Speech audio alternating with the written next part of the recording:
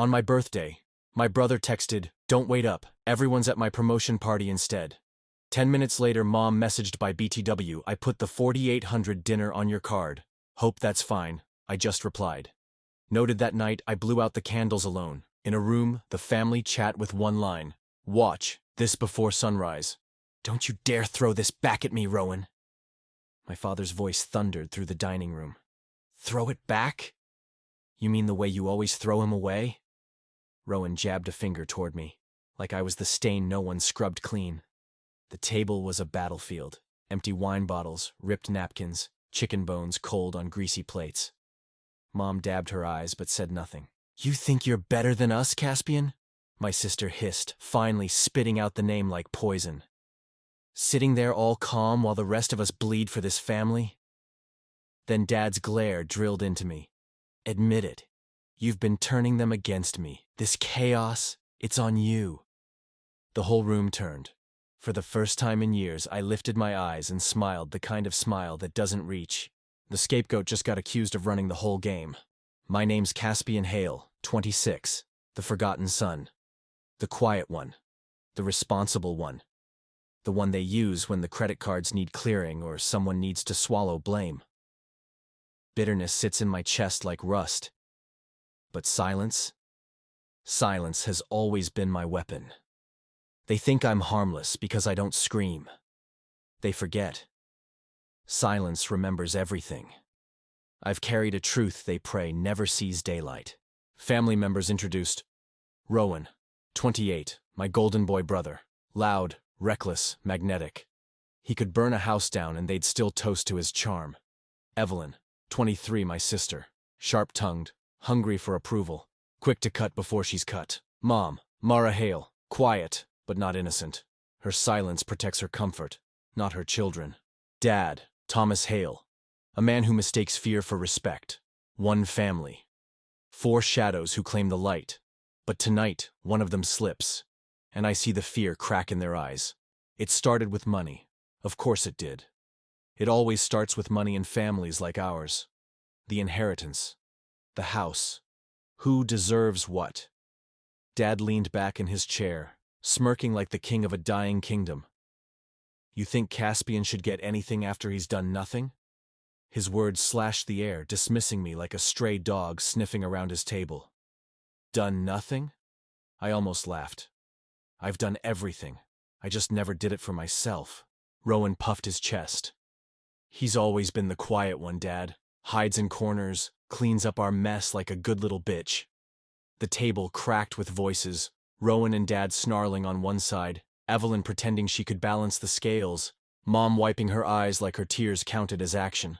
Then Rowan slipped, his mouth too quick. We all agreed never to bring that up. Silence. His words weren't for us. They were for him. And I caught the fear in his eyes like blood in water. Families don't slip by accident. They slip because the truth is rotting inside them. "You think this is about money," I said finally, voice flat as stone. The room stilled. Even Mom's sobs hung midair. "No," I continued. "This is about what you all did to me." Rowan barked out a laugh too sharp, too nervous. Evelyn's fork slipped, clattering loud against her plate. Dad's jaw clenched so hard I thought his teeth might shatter. "You're drunk," Dad spat. "Talking shit like always." "I'm sober," I said calmly. "Sober enough to remember every fucking thing you made me carry." I didn't shout. I didn't need to. My calmness was the crack of ice before it breaks a river. And in their eyes, I saw it. Their fear wasn't guilt. It was recognition. They knew. My silence wasn't weakness. It was the sharpest weapon in the room. My 18th birthday. The day I stopped being a son and became a shield. Rowan's DUI. The car wrecked, sirens screaming. Evelyn crying on the porch with mascara bleeding down her cheeks. "Please, Cass," Rowan begged, breath reeking of whiskey. "Please take this one for me. You're the responsible one, right? You can handle it." Dad's hand shoved the keys into mine like it was a crown. Mom's silence was her approval. And me? I was 18, scared, stupid enough to believe love meant sacrifice. I signed the papers. I wore the stain. I sat in the cold back of a cop car while the red-blue lights painted my skin like I was the criminal. And my family? They drove home. Without me. Scars don't heal when the people who gave them keep calling them love. Tell them, Ev. My voice cut sharp across the table. Evelyn froze. Her spoon halfway to her mouth, trembling. Her eyes darted everywhere but mine. Casp, she whispered, voice cracking. Please don't. Rowan's hand slammed the table. Glasses rattled. Don't you fucking dare. But I'd already lit the match.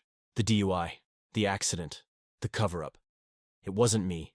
It was Rowan, and every single one of you buried it with him. The words landed like a bomb. Dad exploded. Shut your goddamn mouth.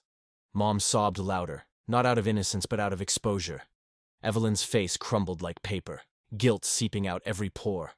And Rowan? Rowan stood, fists trembling, jaw grinding. I didn't move. 8 years of silence, all poured into one sentence. Truth doesn't set you free. It burns everything until nothing's left to hide behind. The house cracked open like glass under pressure. You ruined us, Rowan roared, spittle flying. No, I said evenly. You ruined me. I just finally stopped bleeding quietly. Mom reached across the table for my hand, desperate, pathetic. I pulled away. Her touch felt like poison. Dad's voice thundered.